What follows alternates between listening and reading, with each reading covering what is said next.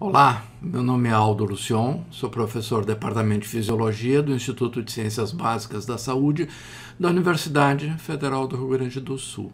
Nesta aula sobre cerebelo, eu gostaria de analisar com vocês a estrutura e a fisiologia das células, dos neurônios do cerebelo, esse estudo é muito importante para entender o funcionamento do cerebelo. Estes são os objetivos da nossa aula de hoje. Quais são as principais células que formam o córtex cerebelar? Quais são os neurônios aferentes e eferentes do cerebelo? E o último ponto é quais são os tipos de sinapse entre os neurônios aferentes e eferentes cerebelares, sinapses excitatórias ou inibitórias. Nesta figura aqui eu faço um resumo destes principais pontos da aula que eu gostaria que vocês recordassem e levassem consigo. Primeiro, que as vias aferentes ao cerebelo, as vias nervosas que chegam no cerebelo, são duas células que chegam ao cerebelo, dois neurônios, as células em trepadeira, cujo corpo celular está lá no núcleo olivar inferior, que fica lá no tronco encefálico, e a célula musgosa, cujo corpo celular se encontra em núcleos lá na ponte. Essas são as duas entradas ao cerebelo. As fibras em trepadeira, elas fazem sinapse excitatória diretamente com as células de Purkinje lá no córtex cerebelar. Então, o corpo celular está na oliva inferior, vai até o córtex cerebelar e lá faz sinapse com as células de Purkinje. As células musgosas, elas fazem sinapse excitatória com as células granulares. As células granulares fazem parte de uma das camadas do córtex cerebelar. E as células granulares, os axônios das células granulares, se projetam e fazem sinapse também excitatória com as células de Purkinje. Então, as fibras musgosas, cujos corpos celulares estão lá em núcleos do tronco encefálico, elas se fazem sinapse antes com as células granulares que estão ali no córtex cerebelar, e essas células granulares, por sua vez, fazem sinapse com as células de Purkinje lá no córtex cerebelar. Todas essas sinapses que eu estou falando são excitatórias. O último e muito importante ponto desta nossa aula é que as células de Purkinje, elas são as células do córtex cerebelar que se projetam para os neurônios de núcleos profundos, e as células de Purkinje, elas fazem uma sinapse inibitória com esses núcleos profundos cerebelares. Então, a saída do córtex cerebelar é a célula de Purkinje. Nós temos duas entradas, as fibras em trepadeira e as células musgosas, e uma saída, a célula de Purkinje, aos núcleos cerebelares. Importante destacar que a célula de Purkinje, ela é uma célula inibitória dos neurônios dos núcleos profundos cerebelares, que posteriormente se projetam para outras partes do nosso encéfalo. Então, vamos lá para a nossa aula. Córtex cerebelar, estrutura celular do córtex cerebelar. Aqui nós temos o córtex cerebelar, que é dividido em três camadas, e eu quero destacar aqui algumas células importantes. A primeira delas que eu quero destacar é essa célula grande, na verdade tem uma arborização dendrítica muito extensa, que se chama a célula de Purkinje. A célula de Purkinje tem, aqui está o axônio dela, a célula de Purkinje é a eferência do córtex cerebelar, ou seja, a saída do córtex cerebelar é a célula de Purkinje. Aqui nós estamos vendo outra célula importante, que é uma das aferências ao cerebelo, ou seja, uma das entradas, uma das células que penetram no córtex cerebelar, que são as chamadas fibras musgosas. As fibras musgosas, cujos corpos celulares estão lá naqueles núcleos pontinos. Então, aqueles neurônios cujos corpos celulares estão lá nos núcleos pontinos projetam axônios que fazem sinapse com neurônios aqui no córtex cerebelar, nessa outra camada que se chama camada das células granulares, e justamente faz sinapse com as chamadas células granulares. E estas células granulares fazem sinapse com os dendritos aqui das células de Purkinje. A outra célula que eu quero destacar aqui é esta que está em verde, que ele também mostra aqui. Esta célula em verde, que ele desenhou aqui em verde, chama-se fibra entrepadeira. É uma outra aferência ao cerebelo, é uma outra entrada ao córtex cerebelar. O corpo celular destas fibras entrepadeira, o corpo celular está lá na oliva inferior. Lá está o corpo celular, projeta esse axônio, que fará sinapse aqui com as células de Purkinje. Elas chamam-se fibras entrepadeira porque o axônio se enrola, assim como as trepadeiras fazem, se enrolam aqui nos dendritos das células de Purkinje. Resumindo, nós temos uma saída do córtex cerebelar, que são as fibras de Purkinje, e duas entradas, as células musgosas, que fazem sinapse com as células granulares, que por sua vez fazem sinapse com as células de Purkinje. A outra entrada corresponde à fibra entrepadeira, que faz daí sinapse diretamente com a célula de Purkinje. Há um outro detalhe anatômico aqui que eu queria destacar para vocês, é que as células granulares, elas fazem aqui no córtex cerebelar, elas formam o que se chama essas fibras paralelas. Elas emitem essas projeções assim laterais, e são essas fibras paralelas que fazem sinapse com a célula de Purkinje. Só para destacar esse nome, que quando a gente fala em fibra paralela, corresponde de fato ao axônio da célula granular. Neurônios aferentes e eferentes, as relações sinápticas dos neurônios aferentes e eferentes ao córtex cerebelar. Então, aqui em esquema, vamos começar da seguinte forma. Aqui está a célula de Purkinje. A célula de Purkinje tem uma ramificação dendrítica bastante espessa.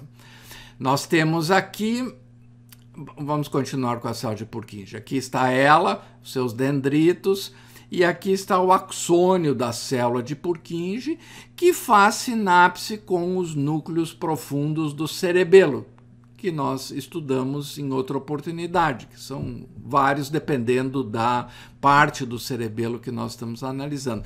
Eles são chamados genericamente de núcleos profundos do cerebelo. Esta célula de Purkinje, ela é um neurônio que mantém uma sinapse inibitória, uma sinapse essencialmente GABAérgica sobre os neurônios dos núcleos profundos. Ou seja, quando aumenta a atividade da célula de Purkinje, nós temos um aumento da inibição dos neurônios dos núcleos profundos cerebelares. Dito isso, passamos para as entradas do cerebelo. A primeira delas é a fibra entrepadeira. Fibra entrepadeira que tem origem, o corpo celular delas está lá na oliva inferior.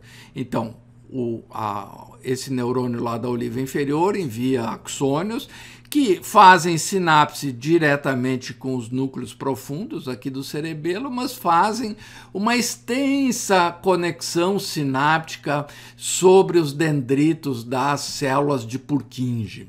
E esta ação da fibra entrepadeira é excitatória, ou seja, a fibra entrepadeira despolariza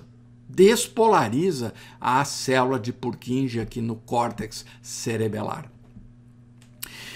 A outra entrada ao córtex cerebelar tem origem nas fibras musgosas, cujos corpos celulares estão naqueles núcleos pontinos que recebem projeções, esses núcleos pontinos, né, recebem projeções do córtex cerebral, eles também recebem projeções lá da medula espinhal, ou também o núcleo vestibular dá origem a fibras musgosas, né? O núcleo vestibular dá origem a fibras musgosas que penetram aqui no córtex cerebelar e também fazem sinapse com neurônios aqui dos núcleos profundos do cerebelo. E aqui eu destaco que essa arquitetura, essas relações celulares que nós estamos analisando aqui, são comuns a todas as três partes do cerebelo, ao vestíbulo cerebelo, ao espino cerebelo e ao cérebro cerebelo, ou seja, todas as partes do cerebelo têm esta mesma arquitetura, com exceção do vestíbulo cerebelo, como nós vamos analisar logo a seguir, que tem um pequeno detalhe. Voltando ao nosso assunto. As fibras musgosas, então, penetram aqui no córtex cerebelar, fazem sinapse com neurônios dos núcleos profundos e também com as células granulares, que estão lá no córtex cerebelar. E essas células granulares, por sua vez, dão origem ao que se chamam as fibras paralelas, que fazem, essas fibras paralelas são os axônios das células granulares, né? Fazem sinapse aqui com os dendritos da célula de Purkinje. Todas essas sinapses que eu estou falando aqui são excitatórias, ou seja, a fibra entrepadeira despolariza a célula de Purkinje, as fibras musgosas despolarizam a célula granular, que por sua vez excita aqui as células de Purkinje. Então, repetindo, nós temos duas entradas cerebelares. Repetindo, nós temos duas entradas cerebelares, que são as fibras entrepadeira e as fibras musgosas, e uma saída, que é a célula de Purkinje. Este é o detalhe que eu queria destacar para vocês a respeito do núcleo vestibular. É um pouco diferente, mas não muito. Mas aqui está o núcleo vestibular, como nós detalhamos em outras oportunidades. Como nós vimos, o núcleo vestibular recebe vias aferentes que têm origem lá no aparelho vestibular, nos receptores, né, nessas células ciliadas lá do utrículo sacro e aqui no caso dos canais semicirculares. Essas vias se projetam para neurônios do núcleo vestibular. E aqui que eu queria destacar, o núcleo vestibular dá origem às células musgosas.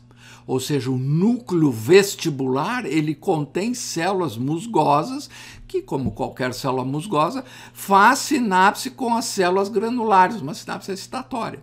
E as células granulares, como a gente sabe, faz sinapse também excitatória com as células de Purkinje. A diferença aqui é que o núcleo vestibular, lá do lobo flóculo nodular, isso aqui é uma célula de Purkinje do nódo flóculo nodular, o núcleo vestibular não dá origem a fibras aferentes em trepadeira. As fibras em trepadeira têm origem exclusivamente na oliva inferior, no núcleo olivar inferior, e não no núcleo vestibular. Então, o núcleo vestibular, ele tem sim células musgosas que fazem sinapse com as células granulares, mas ele não contém fibras em trepadeira. As fibras em trepadeira têm origem aqui na oliva inferior e elas, como sempre, né, penetram aqui no córtex cerebelar, fazem sinapse com as células de Purkinje. Esses neurônios aqui das fibras em trepadeira da oliva inferior recebem sinais visuais de correção do erro, especialmente correções de erros posturais através da visão. Então, há esta relação entre o equilíbrio e a postura direta entre o núcleo vestibular e o cerebelo, através de células musgosas, e também através desse controle postural envolvendo células em trepadeira, mas essas células em trepadeira recebem informações não do aparelho vestibular, ou seja, não há relação aqui das células ciliadas lá do aparelho vestibular com a oliva inferior, mas sim ela recebe informações lá informações visuais do córtex visual. Esta é a diferença em relação ao lobo flóculo nodular. Há um outro aspecto também que talvez vocês estejam se perguntando. O núcleo vestibular, ele pode ser considerado, do ponto de vista funcional, um núcleo profundo do cerebelo. Do ponto de vista anatômico, é um pouco forçada essa denominação. Por quê? Porque aqueles núcleos profundos lá do cerebelo, por exemplo, denteado, fastigial, interpósito e assim por diante, eles estão lá dentro do cerebelo. O núcleo vestibular não, o núcleo vestibular está lá no tronco encefálico. Então, o núcleo vestibular está distante assim do cerebelo, mas do ponto de vista funcional, sim, ele funciona como um núcleo profundo do cerebelo, porque ele tanto envia projeções para os neurônios corticais do cerebelo, como ele recebe informações do córtex cerebelar através dessas projeções de células de Purkinje, que, como sempre, tem uma ação inibitória sobre os neurônios do núcleo vestibular. Então, do ponto de vista funcional, sim, o núcleo vestibular pode ser considerado um núcleo cerebelar. Era isto que eu gostaria de conversar com vocês hoje. Muito obrigado pela atenção.